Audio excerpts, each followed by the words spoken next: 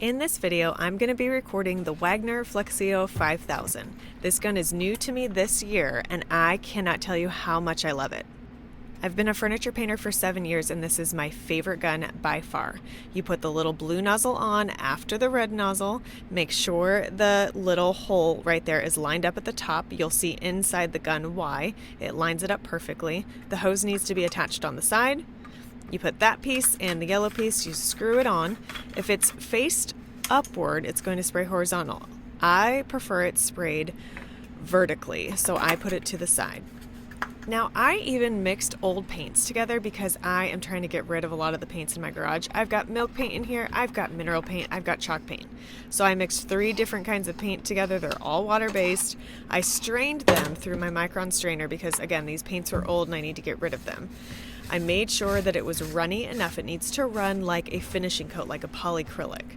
You hook it up to the Wagner gun, and this thing is a beast. You can adjust the airflow at the top, so if it's a bit thicker at the top of that red nozzle, you can adjust that to spray more air so that it atomizes the paint.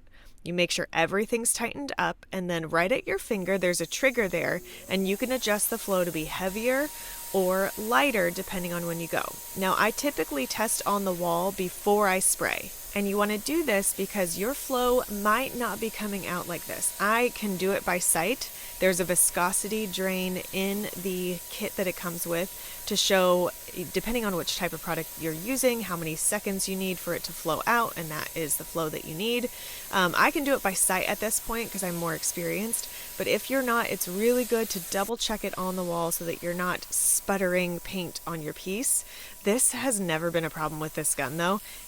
The flawless finish that you see right now, that's not lacquer, that's not high gloss, that is straight up mineral furniture paint and milk paint mixed together, and it creates this gorgeous flawless finish. This gun also comes with a more massive container used for wall projects and stuff, so this gun's a beast and it's amazing and it's perfect for beginners or experienced DIYers.